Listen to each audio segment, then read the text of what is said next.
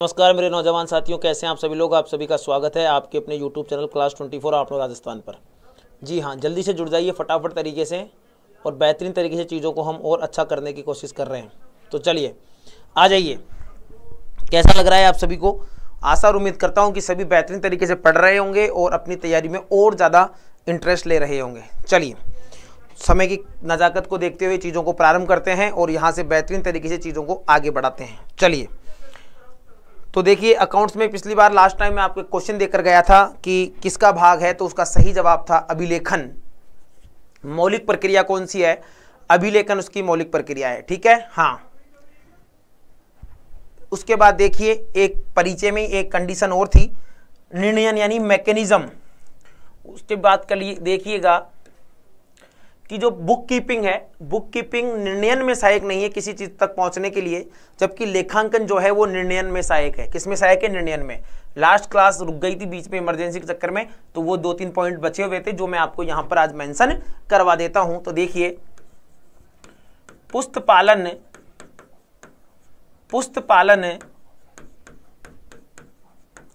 निर्णयन में आवश्यक नहीं है या निर्णयन में सहायक नहीं है, में सहायक नहीं है। जबकि लेखांकन जो होता है, मैं अभी क्लासों के नंबर चेंज करा दूंगा। क्लासें बिल्कुल रेगुलर चल रही है, पर मान लो किसी दिन क्लास नहीं होती है तो वो नया थंबनेल आगे बढ़ा देता है। ठीक है, मैं अभी सही करवा दूंगा। पुस्तपालन निर्णयन में सहायक नहीं है, परंतु जो लेखांकन है, लेखांकन निर्णयन में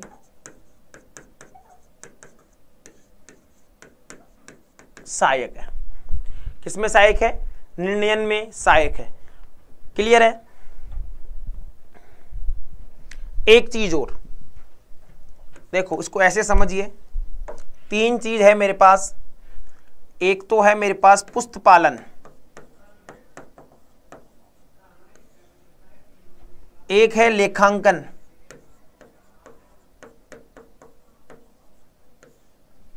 और एक है अंकेषण।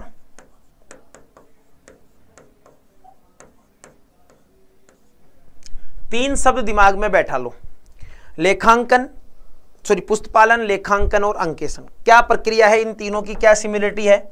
सिमिलरिटी समझिए। पुस्तपालन, लेखांकन और अंकेषण। कई बार प्रश्न पूछा गया है एग्जाम में। पुस्तपालन समाप्त तो लेखांकन क्या होगा? प्रारंभ। पुस्तपालन के समाप्त होने पर क्या प्रारंभ होता है? पुस्तपालन के समाप्त होने पर लेखांकन प्रारंभ होता है, और लेखांकन के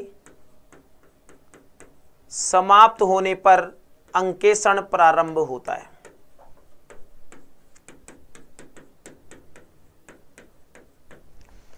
जब बुक कीपिंग कर ली जाती है, सभी चीजों को रिकॉर्ड कर लिया जाता है, क्लासिफाई कर लिया जाता है, लेखांकन प्रारंभ होता है। लेखांकन जब समाप्त हो जाता है, पूरे कंपनी का क्लोजिंग अकाउंट्स क्लोज कर दिए जाते हैं उस फाइनेंशियल ईयर के, उसके बाद ऑडिट प्रारंभ होती है, उसके बाद अंकेषण प्रारंभ होता है।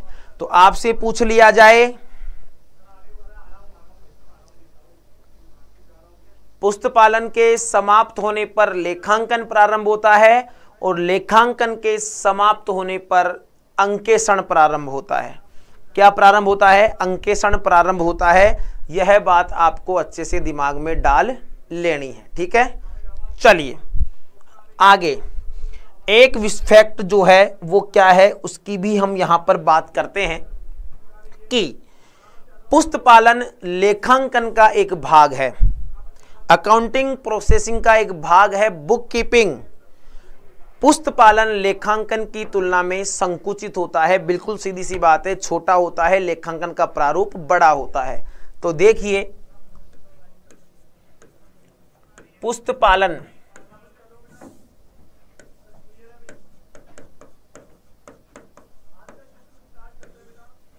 पुस्तपालन, पुस्तपालन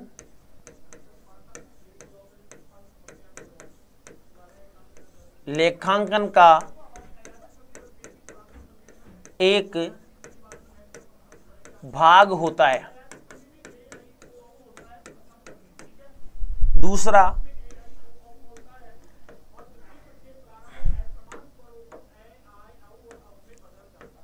पुस्तपालन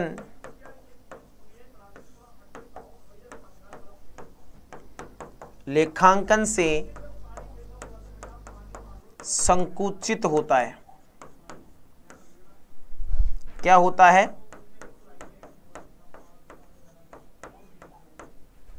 पुस्तपालन जो है वो लेखांकन से संकुचित होता है। Good morning, good morning, good morning, good afternoon, good morning, एक ही बात है। ये दोनों चीजें, तीनों चीजें क्लियर है। पुस्तपालन निर्णयन में सहायक नहीं है, क्योंकि वो उसकी तो प्रारंभ की 2 स्टेप्स में सीधे समाप्त हो जाता है, आखिरी में उस निर्णयन में उसको सहायक नहीं बनाया जा सकता, परंतु लेखांकन निर्णयन में सहायक होता है। ऐसे क्वेश्चन पूछे जाते हैं, ऐसे क्वेश्चन पूछे जाते हैं, याद रखिएगा। पुस्तपालन जहां समाप्त होता है वहां लेखांकन प्रारंभ होता है, और लेखांकन जहां समाप्त होता है वहां अंकेक्षण प्रारंभ होता है। डन। उसके बाद पुस्तपालन लेखांकन का एक भाग होता है, और पुस्तपालन का जो प्रारूप है वो लेखांकन से क्या होता है दोस्तों? संकुचित होता है। यह भी आपको याद रखना है। यहां तक क्लियर है?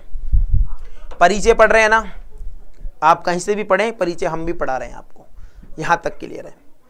अब एक चीज निकल कर आती है, वो क्या है? जो लेखांकन की जो इंफॉर्मेशंस होती हैं, जो लेखांकन की जो सूचनाएं होती हैं, साहब पूरा अकाउंट तैयार हो गया है, उसके उपयोगकर्ता कौन कौन होते हैं? उसके उपयोगकर्ता कौन होते हैं? हाँ, नोटिफिकेशन आ जाएगा 2-3 दिन में, टाइम लगेगा। उसके जो सूचना, अब मान लो हमें किसी कंपनी में शेयर लगाने हैं, अपना पैसा लगाना है, तो हम क्या करेंगे? हम उस कंपनी की पूरे जो डाटाज हैं, उसकी जो पूरी सूचना है, वो सूचनाएं लेंगे लेखांकन की। भाई क्या प्रोसेस चल रहा है, कंपनी कहां पर स्टैंड करती है, क्या हमें यहां पैसा लगाना चाहिए, नहीं लगाना चाहिए। यहां से एक बहुत प्यारा सा क्वेश्चन बनता है, उस क्वेश्चन से भी मैं आपको रूबरू करवाऊंगा। उससे पहले चलते हैं टॉपिक पर। तो देखिए यहां पर चीजें आती है,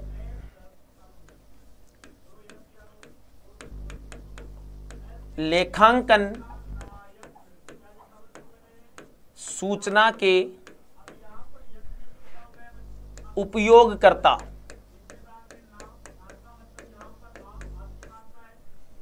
लेखांकन सूचना के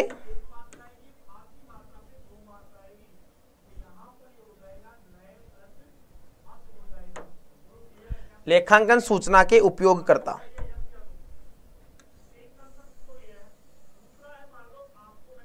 अब हमेशा किसी भी सूचना को के जो उपयोगकर्ता होते हैं वो 2 कैटेगरीज में होते हैं। एक तो आंतरिक उपयोगकर्ता होते हैं, अंदर भी तो डाटा चाहिए चीजों को प्रोसेस करने के लिए। एक उसी सूचना के लिए बाह्य उपयोगकर्ता होते हैं। आपने देखा होगा कोई भी कंपनी, SBI वगैरह जो भी हैं, जो भी कंपनियां हैं, वो अपना वित्तीय विवरण, अपना क्लोजिंग अकाउंट का ब्यौरा न्यूज़पेपर में देती हैं। शेयर होल्डर्स के लिए देती है। किसके लिए देती है? शेयर होल्डर के लिए देती है। अच्छा, आपकी क्लास का नोटिफिकेशन नहीं आया, आपने बेल आइकन दबा रखा है, ऑब्वियसली दबा ही रखा होगा, ठीक है, फिर भी हम कोशिश करते हैं। क्लियर है? अब देखिए, एक तो होता है आंतरिक उपयोगकर्ता, एक होते हैं बाह्य उपयोगकर्ता। ठीक है, आंतरिक उपयोगकर्ताओं को डाटा किस काम के लिए काम आएगा? आंतरिक उपयोगकर्ताओं के लिए जो डाटा है वो इसलिए काम आएगा क्योंकि उस कंपनी को जो चलाने वाले लोग हैं, उस कंपनी की नीतियों का जो निर्धारण करने वाले लोग हैं, उस कंपनी पर नियंत्रण करने वाले जो लोग हैं, उनको उन लेखांकन सूचनाओं की आवश्यकता होना जरूरी है जो कंपनी की ग्रोथ में और कंपनी को स्मूथली रन कराने में बहुत महत्वपूर्ण अदा करती हैं। तो देखिए, आंतरिक की बात करें, नीति निर्धारक,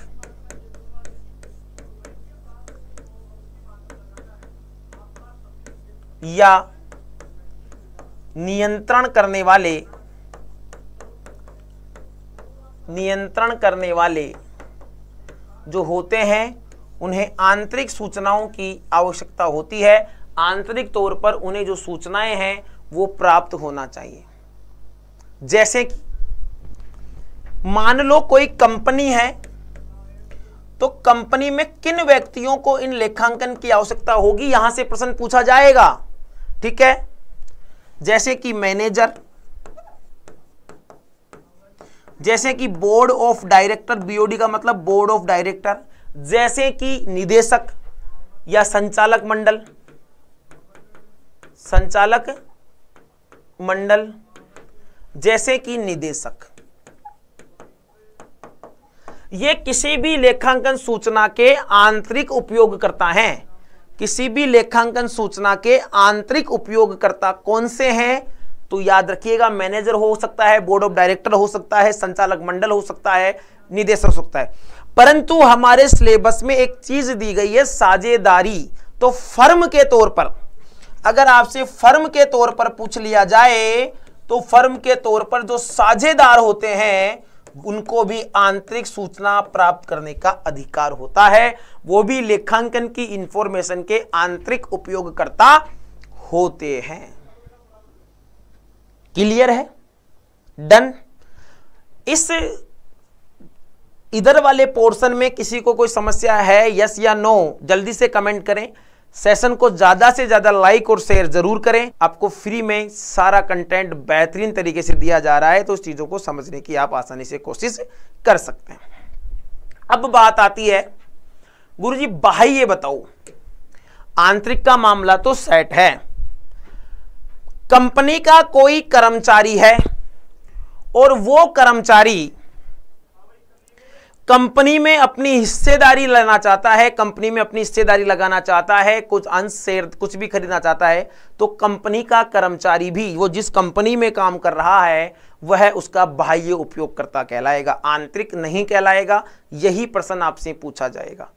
दूसरा, गवर्नमेंट हो सकती है, कंपनी के कस्टमर को इसकी सूचना देनी होगी, कंपनी के जो लेनदार हैं, क्रेडिटर्स हैं, उनको इसकी सूचना प्राप्त होगी, कंपनी के वित्तीय संस्थान हैं, कोई निवेशक हैं, अंशधारी हैं, इन सब को, ये सब के सब बाह्य उपयोगकर्ता हैं। जैसे कि देखिए, सरकार, ग्राहक, कर्मचारी, लेनदार, वित्तीय संस्थान,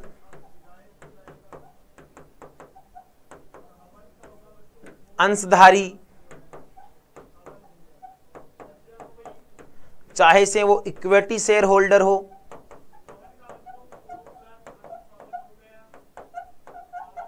या प्रेफरेंस शेयर होल्डर हो,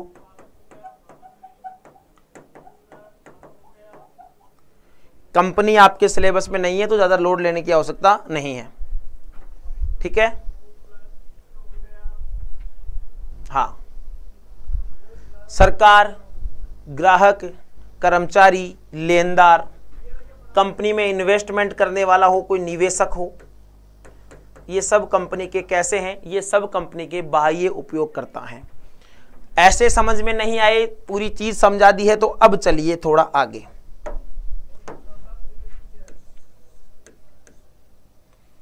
बाह्य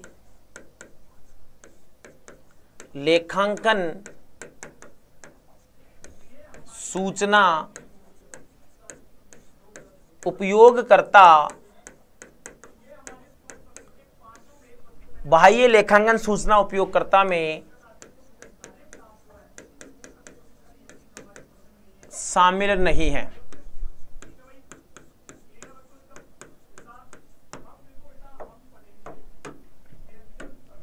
ए ऑप्शन, निदेशक,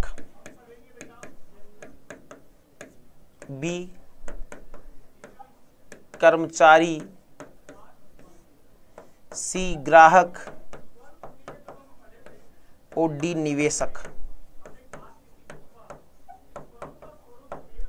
कमेंट करके बताओ क्या जवाब होगा। जल्दी से कमेंट करिए और जल्दी से बताइए इसका क्या जवाब होगा कि बाह्य लेखांकन सूचना उपयोगकर्ता में शामिल नहीं है। निदेशक, कर्मचारी, ग्राहक या निवेशक? बताइए, जल्दी से बताओ। इतना सब कुछ बताने के बाद भी इसका जवाब नहीं दे रहे हैं तो फिर आपका पढ़ाई में किसी प्रकार से मन नहीं है, मुझे ऐसा लग रहा है।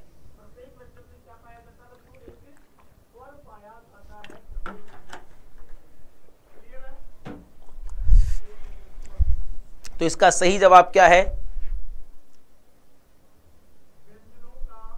सर साझेदार और निवेशक में अंतर बताऊं। साझेदार वो होते हैं तीन आदमी मिलकर कोई फर्म बनाते हैं, उसको चलाते हैं, पार्टनरशिप। निवेशक क्या होता है? वो होता है इन्वेस्टर। वो किसी कंपनी का साझेदार नहीं है, किसी कंपनी का मालिक नहीं है।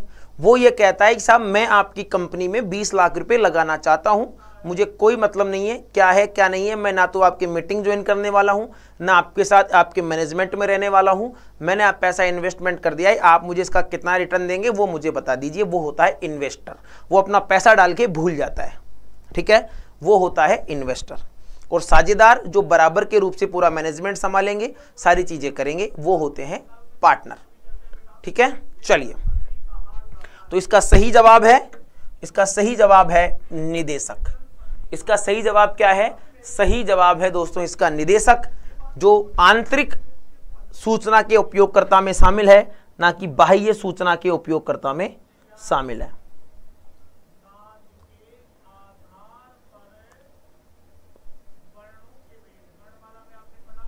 डन। चलिए, अब बात करते हैं लेखांकन की कुछ उपशाखाएं।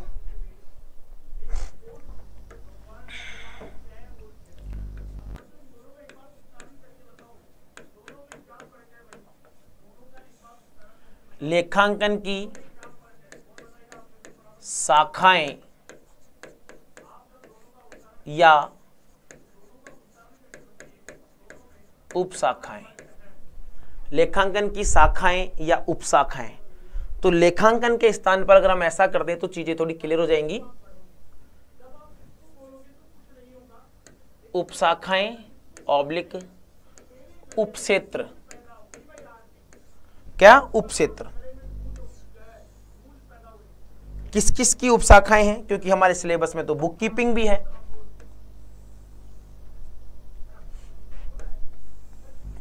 चलिए, अगर पुस्त पालन की बात करें तो कोई उपक्षेत्र या शाखा नहीं है। यहां पर मामला नील बटा सन्नाटा है, जीरो मतलब जीरो। कोई उपक्षेत्र या कोई भी शाखा यहां पर नहीं है। यहां अगर बात की जाए इधर कौन कौन सी शाखाएं हैं तो यह भी याद रखिएगा, ठीक है। तो लेखांकन में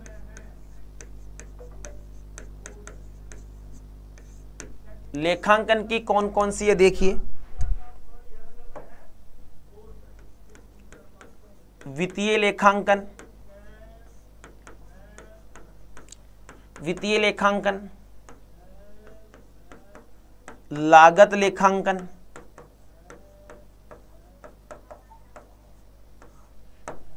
वित्तीय लेखांकन, लागत लेखांकन,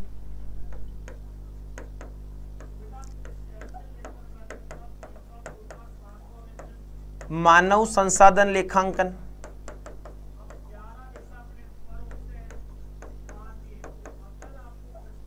प्रबंध लेखांकन, सामाजिक उत्तरदायित्व,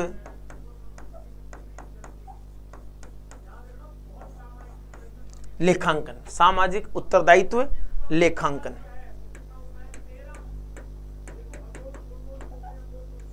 सामाजिक उत्तरदायित्व लेखांकन। बेटा एमसीक्यू की पीडीएफ, सारी पीडीएफ तो संजय सृष्टि टेलीग्राम चैनल पर डाल रखे हैं मैंने। हाँ बिल्कुल, पूरे मेरे पास कम से कम 250 से 300 क्वेश्चन मैंने तैयार किए हैं। बिल्कुल हम उन क्वेश्चंस को भी एक दिन करेंगे। पूरे क्वेश्चंस को एक बार मैं यहाँ यूट्यूब पर करवाऊंगा आपको, और फिर उसकी पीडीएफ भी आपको प्रोवाइड करवा देंगे। यूजर 360 क्लियर है? हाँ,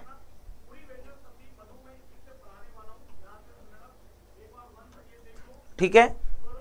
एक बार एग्जाम में 2 क्वेश्चन पूछे गए, उन दोनों क्वेश्चन के हिसाब से मैं आपको लिखवा देता हूं, नोट डालकर देखिएगा।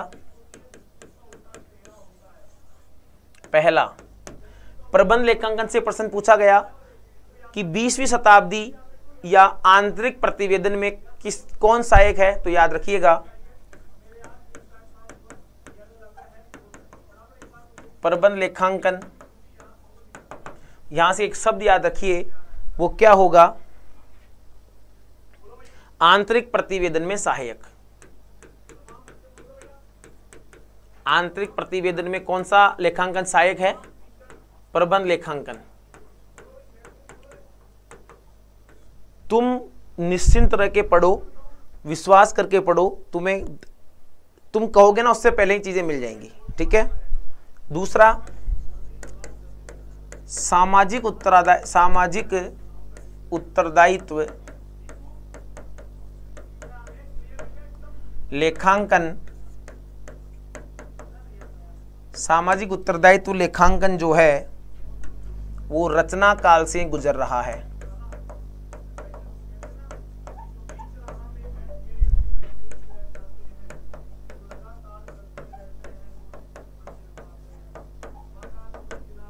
किससे गुजर रहा है? रचना काल से गुजर रहा है। ये दोनों चीजें आपको याद रखनी है।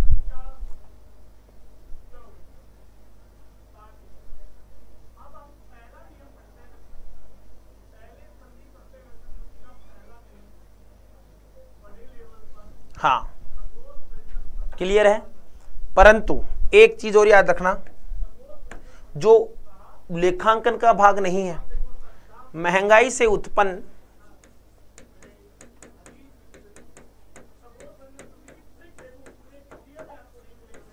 महंगाई से उत्पन्न समस्याओं का उपचार मुद्रास्फीति लेखांकन में किया जाता है।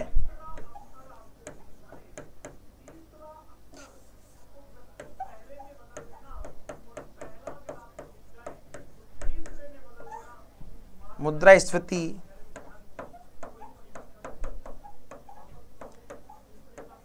लेखांकन में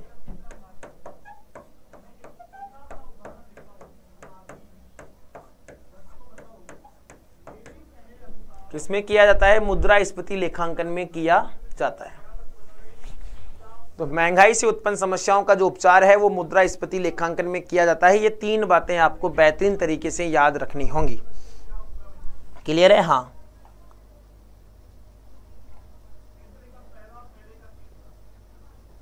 आखिरी में परिचय के इस टॉपिक के आखिरी में हम वहां उन चीजों को देख लें कि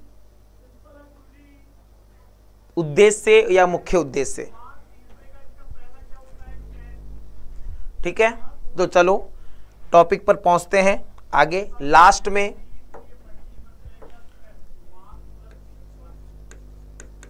पुस्त पालन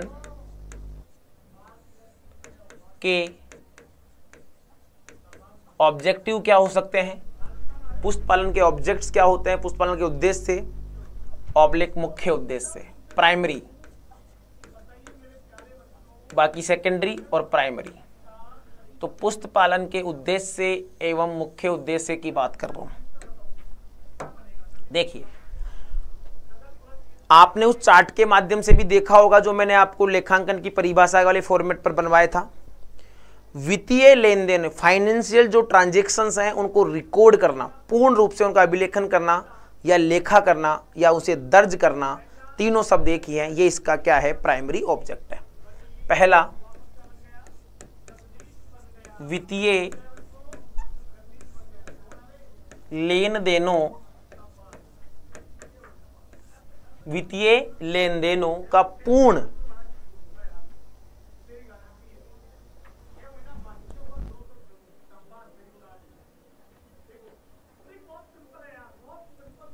निर्णयन होता क्या है? पूरे जब अकाउंट्स हम क्रिएट कर लेते हैं और जिनकी सहायता से हम किसी भी चीज तक पहुंचने के लिए एलिजिबल हों, किसी चीज के पहुंचने तक की हम जानकारी जुटा सकें, उसे निर्णयन कहा जाता है। ठीक है, एक डाउट क्लियर करना। ठीक है, बात करेंगे वित्तीय लेनदेनों का पूर्ण अभिलेखन, फुल्ली रिकॉर्डिंग, पूर्ण अभिलेखन करना ऑब्लिक दर्ज करना ऑब्लिक लेखा करना। यह पुस्तपालन का क्या होता है? प्राइमरी ऑब्जेक्ट होता है। यह पुस्तपालन का प्राथमिक उद्देश्य। यह पुस्तपालन का क्या होता है? प्राथमिक उद्देश्य होता है। ठीक है, दूसरा, व्यवसाय पर लेन देनों का, ट्रांजैक्शंस का वित्तीय प्रभाव प्रदर्शित करना। क्या वित्तीय प्रभाव पड़ेगा? व्यवसाय पर लेन देनों का वित्तीय प्रभाव प्रदर्शित करना। क्या प्रभाव लेन देन का ट्रांजैक्शन पर पड़ेगा? तो याद रखिएगा। अब यहां से पूछा जाए, एक नोट डालिए। नोट क्या? अगर प्रश्न में उद्देश्य या मुख्य उद्देश्य पूछे तो उपरोक्त दोनों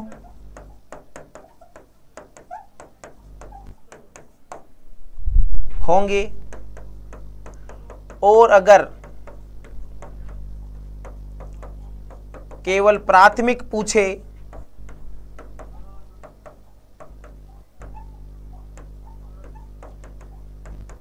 तो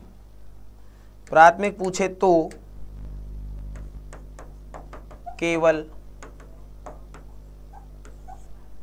एक होगा। प्राथमिक पूछे तो क्या होगा? केवल एक होगा। यहां तक क्लियर है? अगर प्राथमिक उद्देश्य पूछे तो ये होगा, और मुख्य उद्देश्य या उद्देश्य पूछे तो ये होगा। ठीक है, चलिए। हाँ,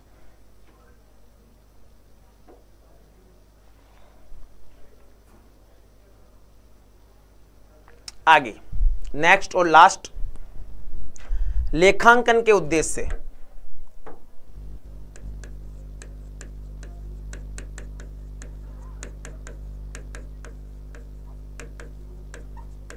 या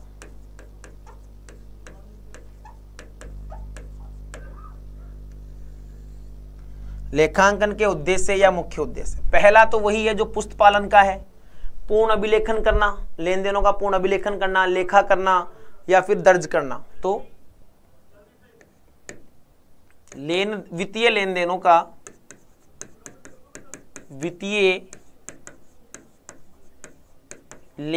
का क्योंकि लेखांकन की प्रक्रिया में चारों चीजें शामिल है। पूर्ण अभिलेखन करना ऑब्लिक दर्ज ऑब्लिक लेखा करना, क्योंकि चारों प्रक्रियाएं जो हैं वो लेखांकन में शामिल है। ठीक है, दूसरा, व्यावसायिक परिणामों, क्या परिणाम निकला? लाभ हानि ऑब्लिक P&L अकाउंट से व्यावसायिक परिणामों का निर्धारण करना।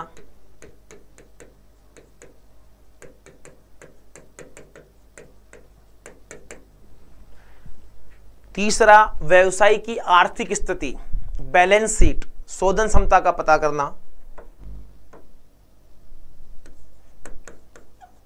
व्यवसाय की आर्थिक स्थिति ऑब्लिक शोधन क्षमता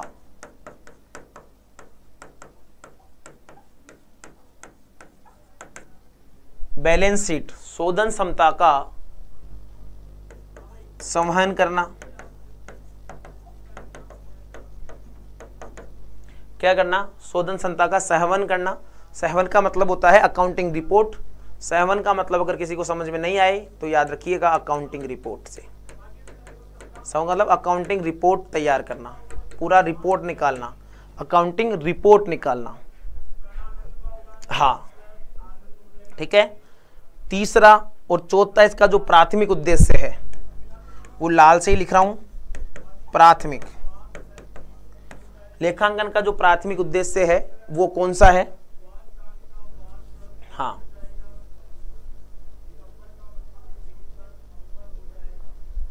एक सेकंड, इस लाइन को यहां से हटाते हैं हम एक बार।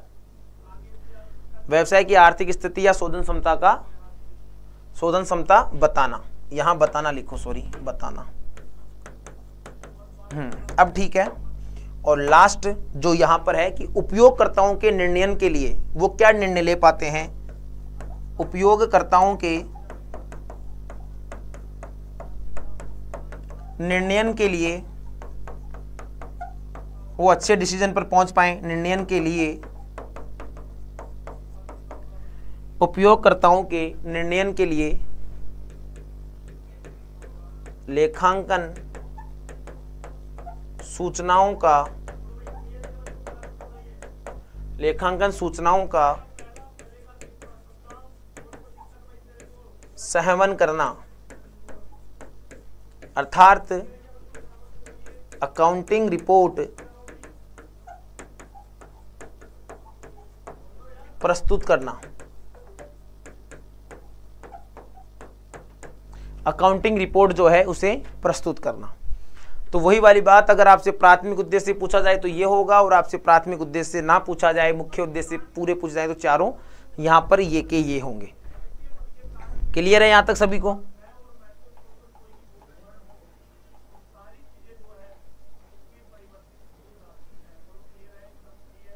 ठीक है। कल कुछ क्वेश्चंस देखते हैं और फिर नेक्स्ट चैप्टर की ओर हम यहां से बढ़ने की कोशिश करेंगे।